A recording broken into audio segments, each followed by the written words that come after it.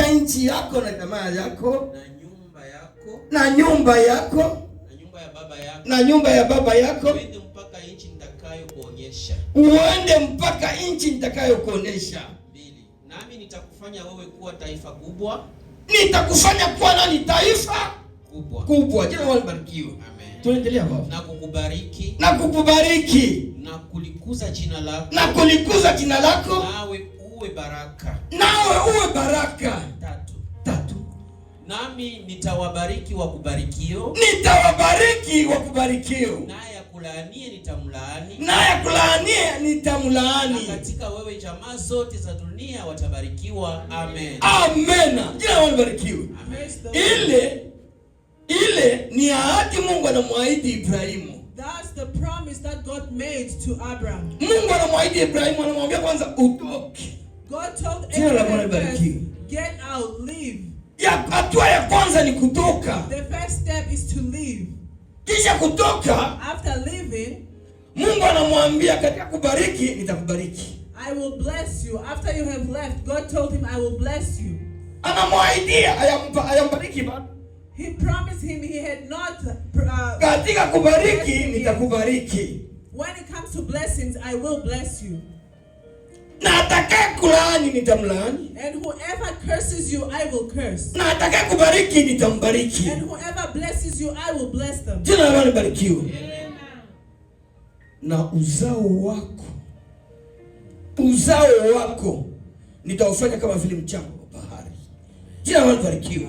And your birth line, the generations to come, I will make them many. Ndio introduction ya somo yangu leo, ahadi za Bwana kwa mwanadamu. This is the introduction of my word. Mungu alimpenda Abraham. God loved Abraham. Na akampenda pia mwanadamu. And he loved mankind. Wakati alimpenda mwanadamu, when he loved mankind, akamtia katika shamba la Edeni. He gave them the garden of Eden. Akamwambia shamba yote unaweza kula na kunywa. And told them you can eat and drink anything in here. Chakula yote kitu kile kile utaifanya. Everything that is here is yours. Lakini mti wa ujuzi wa mema na mabaya, but the tree of good and evil, do not touch. Bwana asifiwe sana. Amen. Lakini pastor wa pili alikuja. But the second pastor came. Alifika akamwambia and said, do you think that what God told you that's right? That's true. Our youth, don't be lied to. Our youth today, they're being lied to by friends and they're getting lost. When you come to church, your friends tell you, why do you go to church so much? Are you becoming like an old person? The promises of God are yes and amen. One rule for that is that you must obey. When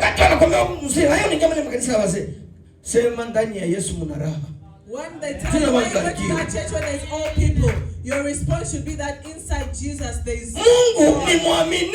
God is faithful in his promises. And he told Abraham, leave. Na Abrahamu akatoka. And Abraham left. Alifanya hatua ya kutoka. He took the step. Baada ya kutoka kosa moja leo Abrahamu alifanya. Take that step like Abraham did. Akaenda na baba na baba na hapana kumwambia yeye na baba yake. He didn't take everybody. They didn't tell him to take his family and his. Ni wewe. They said to him, you leave. Mchungaji Basubi toka, simama utoke. Pastor Basubi, stand up and leave. Atatoka na nani? Who will he live with? Sheti akamate mke wake. He must take his wife. Amen. Balita baba sio wende na baba. Did they say take your father? Alibeba mizigo ya baba. He took the burden of the father. Ilibidi huyu baba njiani afariki tu hakukuwa mwa promise. And that father had to die on the way because he was not a part of that promise. Bwana turumie sana.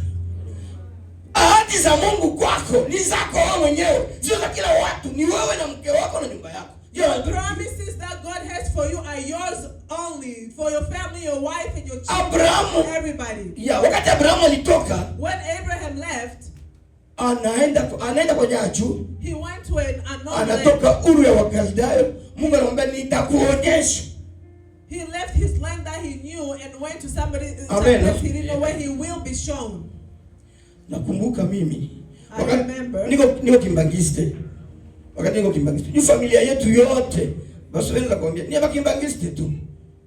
Tangia representa na kushuka ni familia yetu tu. All our family belong to that certain group. Kimbangu. Is a church. A church they call Kibangu. Sasa humu kanisa, in that church tunapata ajali, mama yangu anafanya accident Kiringi. Their mother had a car accident, got into a car accident. Tunaenda kwa hospitali Lemera. They went to a different place in the hospital. Kule kwa hospitali, at the hospital, mama akapona. The mother was healed. Amen. Ni mfano niwapatie. This is an example of mama kanambia baba, sasa tutatoka hapa tupitie hapa Kiringi kuna kwa maombi hapa. Then the mother said, when we're leaving the hospital, let's stop by this other place, there's prayer. Sasa tulifika kwa ile maombi. When they got to the prayers, njoo yangu ya kwanza, that was the first time.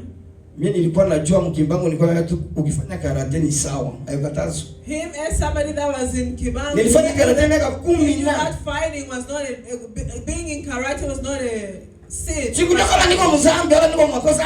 He didn't think that he was wrong or in sin. He thought nilikuwa mluyenge ya dunia. Because he was in the things of the world. Wakati tuliingia mahali muombaji, when he went into prayer, akaniona, alikuwa mzee wa miaka 200. There was an old man who saw him. His name was Moses.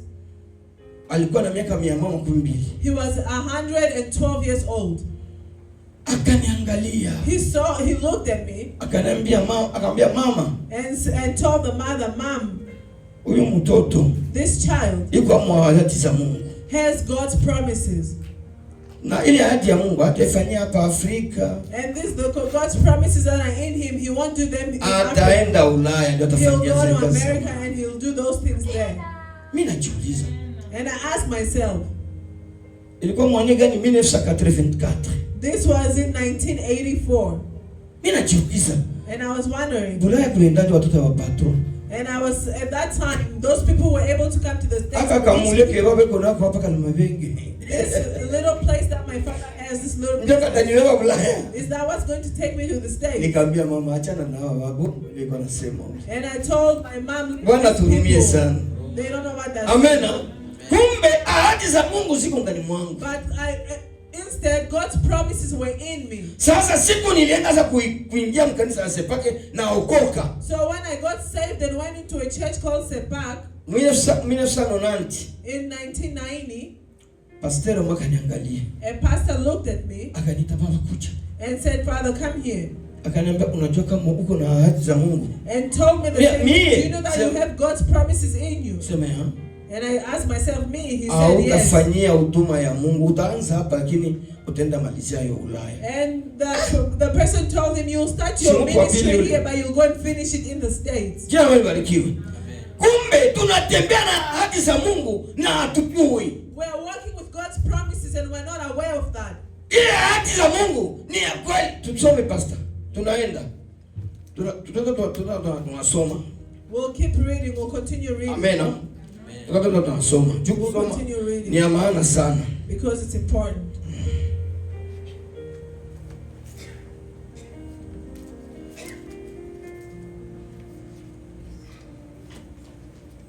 Pastor. Yes. Kama tulisoma mwanzo. Mwanzo 1 mpaka 3. Kamata wa Korinto wa pili. 1 Corinthians. 2 Corinthians. Sura 1. 1. Mstari wa 12. 12. Utaanzia 17 mpaka 12 hapo. We'll do 17 to 20. Tunasoma, basi nilipokusudia hayo, je, nalitumia kigeugeu? Au hayo ni ya kusudiayo na ya kusudia kwa jinsi ya mwili, kwamba iwe hivi kwangu kusema ndiyo na sio.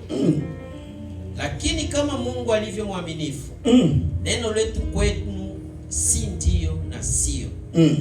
Maana mwana wa Mungu Kristo Yesu aliyehubiriwa katikati yenu na sisi, yaani mimi na Silwano na Timotheo, hakuwa ndiyo na sio, bali katika yeye ni ndiyo. Maana ahadi zote za Mungu zilizopo katika yeye ni ndiyo Tena kwa hiyo katika yeye ni amin, Mungu apate kutukuzwa kwa sisi. Amen. Amen. Amen. Unasikia nasema nilipokusudia hayo, je, nilitumia kigeugeu? He's saying, was I fickle when I intended to do this? Nidhani kigeugeu si kameleon. You know, somebody who's fickle, who changes a lot, that's a chameleon. Anajua badilika kila saa. Nilitumia kigeugeu. Hapana, sikutumia hivyo. That's not what I said. Ni ya kusudia hayo, na ya kusudia kwa jinsi ya mwili kwamba ni iwe hivi kwangu. Or do I make my plans in worldly manner so that in the same ile nyingi nakusudia na ikusudia kwa mwili? Hapana. Ndio kwa maana nasema ahadi za Mungu ni amina. That's why I say God's promise is amen. Ni amina. Maana Mungu akikusudia kukufanyia wewe kitu, na kama unatembea katika sheria zake utaziona. Jina la libarikiwe. God's promises are amen. If he utaziona for you and you walk according to zile ahadi, usiziharibishe. Don't destroy those promises. Ndio mtaleo makanisa za mingi. Unaona pastor anakuja kusimama hapa. Nafundisha juu ya kubarikiwa. Tayari nimebarikiwa. That's why a lot of churches you see people talk about blessings, but people are already blessed. Wakati Mungu alikwambia anakumbia Mungu, watu wangapi hivi kwa makambi mpaka leo usai wanavumilia benyewe ulipotaka mule na unabaacha mule. How many people are still in the camps that you found and left? Amen. Ni wangapi? How many? Lakini juu ile promise ile ahadi ya Mungu ilikuwa ndani mwako. Mungu anasema muda ya hayo imefika. He said the time is come. Mimi wakati nilifika sasa naanza siku moja nilikuwa natoka kwa Kariere, nilikuwa president wa Kariere kule kwetu. Kariere ya Nzombe. Nikatoka mkariere tena afika chini ya kilima, naita girlfriend tulikuwa naye. Namwambia leo kama Mungu aishivyo, tu kule nilikuwa na kanisa pia kule Kariere. Kama Mungu aishivyo, hii miguu yangu haitapandaka tena hii kilima.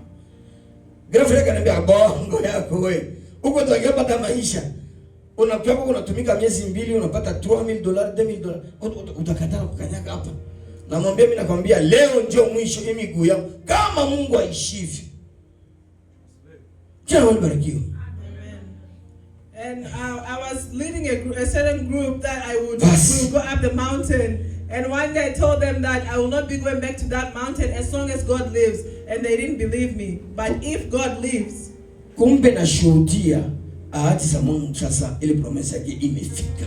But I testify that God's promise has arrived. Ahadi za Mungu kwetu ni za kweli na ni amina. The promises of God are yes and amen. Lakini sisi wenyewe but us ndio tunaharibisha ahadi za Mungu alitupatia. We are the ones who ruin and destroy the sisi wenyewe. Tunasoma kitabu cha Kumbukumbu la Torati. Let's look uone kitu tunaziharibisha. Deuteronomy. Yeah. Kumbukumbu la Torati. Deuteronomy 23:23. 23:23. Pastor soma. Yaliyotoka midomoni mwako yashike kuyafanya kwa mfano wa ulivyomwekea aziri Bwana. Naziri Bwana Mungu wako. Ni sadaka ya hiari uliyoahidi. Sadaka ya hiari. Ni sadaka ya hiari uliyoahidi kwa kinywa chako. Amen. Amen. Bwana asifiwe. Amen. Yale ambayo tunayasema kinywani mwetu, whatever your lips utter, yanatokea. Happens. Jina la libarikiwe. Amen. Utasikia mtu analamuka sasa, leo ni siku mbaya, unalaani siku yako. You see somebody waking up and say today such a bad day, you are cursing your day. Bwana turumie.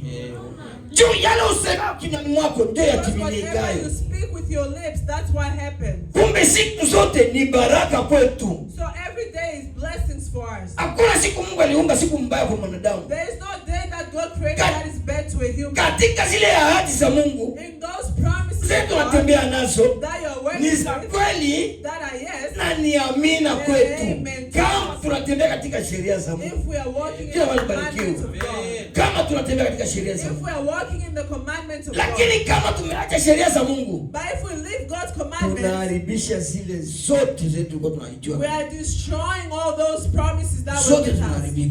They are all destroyed. Emmanuel mtoto mdogo. Emmanuel is a young child. Amen. Lakini alitembea na ahadi za Mungu na kumwogopa Mungu. But because he walked with God's promises and he feared God. Shimama baba. Shimama. Amen. Mtanisamehe sana. You forgive me. Sio wema. Do you see Emmanuel? Kwa watu wenye alikuta hapa bazee wa miaka 12 vipo hapa. There's people that he kuna sema hawayakuwa na kitu kenye meko na kule. They still don't have something that Emmanuel got. Why? Ahadi za Mungu wanaziharibisha wenyewe kwa ulevi, kwa washerati, destroying their own promises that God has given them with their different behaviors. Ndio kwa maana sherti tu watu wa Mungu. That's why we must be people of God. Tuogope dhambi. We must fear sin. Amen. Abraham wakati alienda anafika, Mungu akamwambia nitakufanya kuwa baraka na kila akubariki atabarikiwa. When Abraham came and God said, "I will bless you," he was blessed. Na ule mwenye atakulaani atalaaniwa. And whoever blesses you will be cursed. Hawezi laani mtu wa Mungu kama anashimama kumsimama Mungu. You cannot curse a person of God according to God, because in them muko ahadi za Mungu. There is a promise of God. Nikawapa mfano ya mtu mmoja alikuwa anaenda katika nchi ya ahadi. It's like when one person who was going to the promised land. Nilisema hapa. I talked about ule mtu anaenda nchi ya ahadi. That person was going to the promised land. Ukakia mwingine mtu akamfuata. And somebody else followed anaitwa them. mteketeke. And thought it was easy. Akamsha unakuwa unaenda hapa sisi kwenda nchi ya ahadi. And they asked him, "Why are you going?" He said, "I'm going to the promised land." Asema kama utaweza twende. And he said, "Can I join you? If you are able to, let's go." Mwingine akamfuata. And somebody else followed him. Banakuwa watatu. And they became wakaenda. And they went. Wakati walifika kumuji Kometia. When they got to the land, ule mmoja haiko mwingine. Mimi narudia. One of them shida na matatizo. Because of problems. Kwa kufikia ahadi za Mungu. In order to get mtu anapita kama mateso. You go through suffering. Mtu anapita kama shida mbalimbali. You go through different problems. Ili uone kwa kuingia Kanaani kulipia magumu. Cheke mpite mjangwa. You can say that in order for me to arrive in Canaan, I went through so much things. Uwe mwaminifu mpaka kufa. And then God will say this person was faithful until their death. Kwa vingine wasikia yasimama. Bwana isema mbinguni kunaingia mtu mmoja usiku na jana wakwenda watu 100. There's somebody that said that only one person goes anasema day. Uzao wako utakuwa kama vile mchanga wa bahari. You will be uzao wa Abraham utakuwa kama mchanga wa bahari. Sasa unakuja kuniambia na unaambia kase mbinguni kunaenda mtu mmoja, ile mchanga wa bahari ilienda kwa sasa. Wakati kunaingia mtu mmoja. Maka yote shetani aliona ile mchanga wa bahari. Ile wingi watu ile walibarikiwa. Ndio kwa maana kuna unabii zingine tuko tunafaa unazisikiliza. Tuko beba kupima unabii. Na kuangalia sikio tunasema kweli. We're supposed to test the prophecies that we get. You don't just accept all of it. Uzao wa Abraham ndio uzao wa Mungu. The birthright of Abraham, that's the birth of God. Ukifanya ukianza kitabu cha Mwanzo. If you go into Genesis, utakuta uzao ile ilianza kwa Seti. You'll say that started with Seti. Seti anazaa from Seti who had a child. Akazaa watu wakaitwa wana wa Mungu. And they were called the children of God. Na Kaini akazaa watu wakaitwa wana wa watu. And then Cain ndio tofauti bila bwana. And those were called children. Lakini sasa kama pastor wengine sasa malaika wametoka mbinguni, wakiazala duniani. Sasa wewe unaenda kuzala hapa duniani. Bashachoka na kuzala. Simuulize, bashachoka na kuzala wewe malaika. Huyu wana wa Mungu na wana wa watu wakati walikutanana wakazaa taifa moja linaloitwa Wanefili. Ni hizi kabila mbili, watoto wa Seti na watoto wa Kaini. Wakazaa majini ambao wanaitwa Wanefili. Wako hapo ndo mabandia ambao wanasumbua dunia, wanaturumia. Kama malaika shetani angizaa hapa duniani, kama dunia inaharibika, the world would have been destroyed. Mungu alimpa shetani mawezo mengine lakini hapana ile ya kufanya. Sasa alishinda kugeuza. Alikuwa akamate Musa ili amtransforma akona kusimbua watu. Mungu akamsa. Toka. Akamnyang'anyia wale barikiwa. Amen. Mtu asikwambie shetani anazalaka. Don't let somebody tell you that Satan gives birth. Shetani anazala. Satan is not able to birth. Biblia inasema hakuna kumbukumbu kwa wale walikufa. There is no reminder for those who are dead. Ukiona iko nakufikia msura make ni mzimu. If you see somebody coming to you in death, that's a demon. Make ni mzimu. That's a dead person demon.